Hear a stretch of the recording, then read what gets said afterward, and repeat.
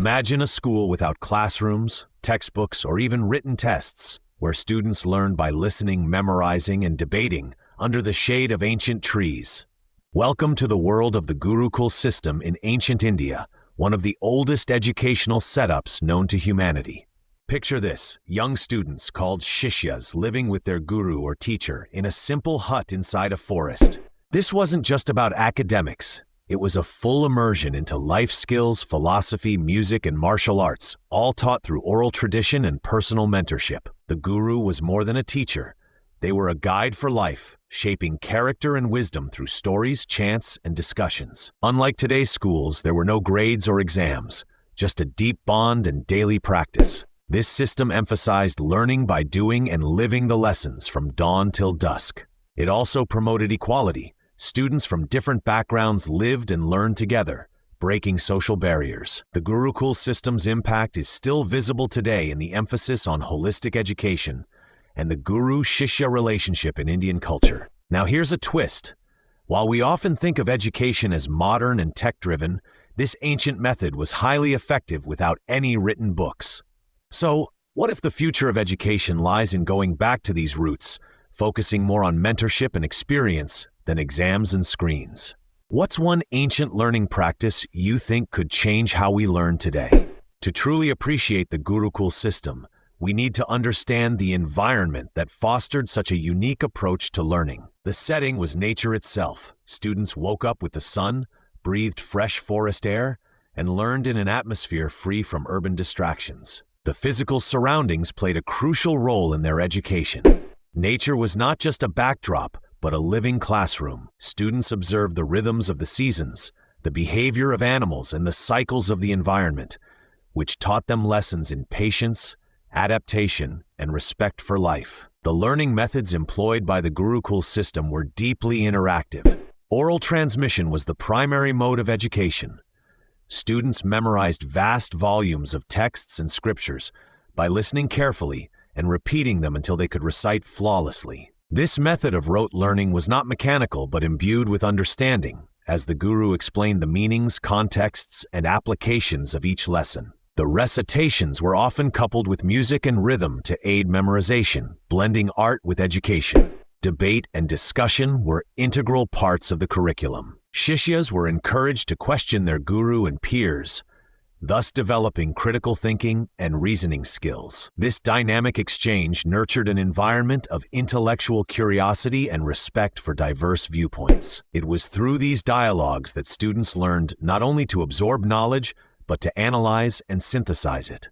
Beyond intellectual development, the Gurukul system placed a strong emphasis on physical health and discipline. Martial arts training was a key component, instilling physical fitness, self-defense skills, and mental resilience. Yoga and meditation were practiced to enhance concentration, self-awareness, and emotional balance, preparing students for challenges in all aspects of life. Another remarkable feature was the personalized mentorship each student received. The guru was attentive to individual strengths and weaknesses, tailoring lessons to suit personal needs. This one-on-one guidance created a nurturing relationship that extended beyond academics, influencing moral values and life choices. The guru was a role model, embodying qualities like compassion, integrity, and humility, which students aspired to emulate. The absence of formal examinations and grades allowed learning to be free from the pressure of competition. Instead, progress was measured by the student's ability to internalize and apply knowledge in practical contexts. This approach fostered a lifelong love of learning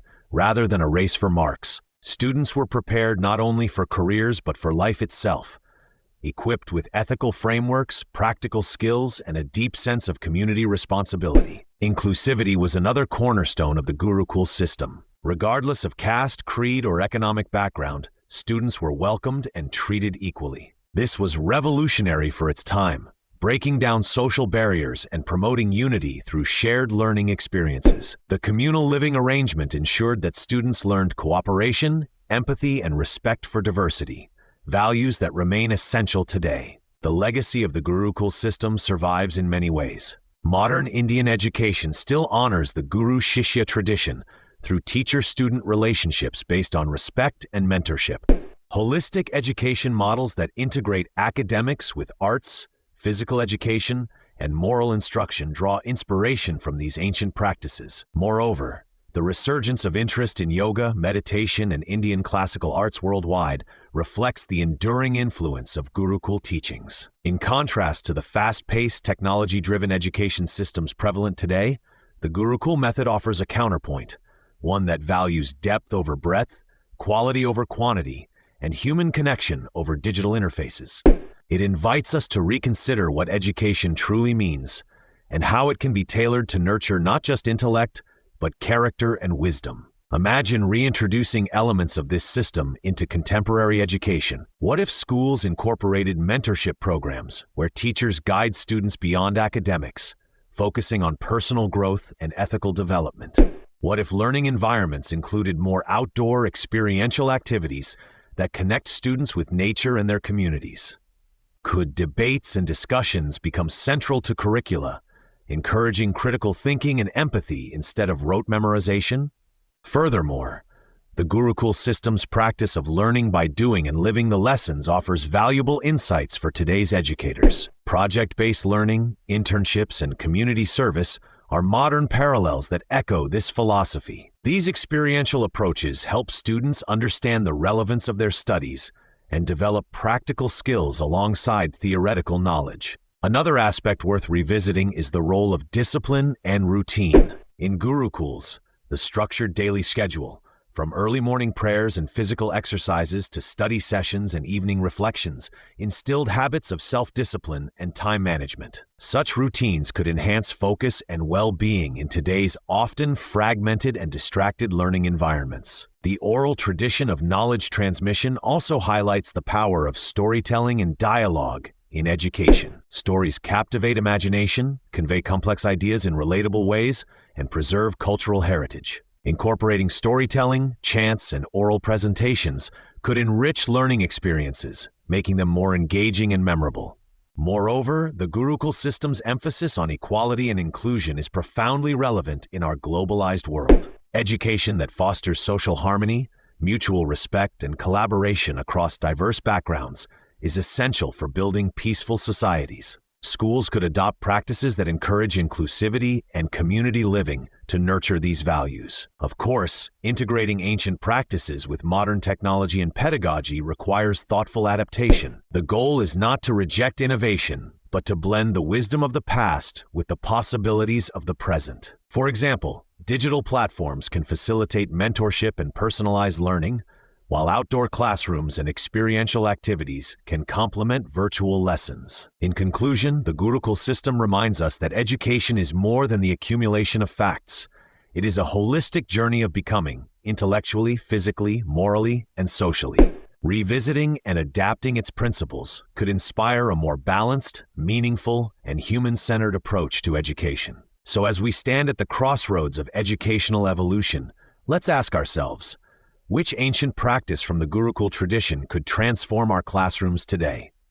Could it be the deep guru-shishya bond, the emphasis on experiential learning, the integration of arts and physical training, or the spirit of equality and inclusivity? Reflecting on these questions may help us shape a future where learning is not just about exams and screens, but about nurturing wise, compassionate, and capable human beings ready to face the challenges of tomorrow.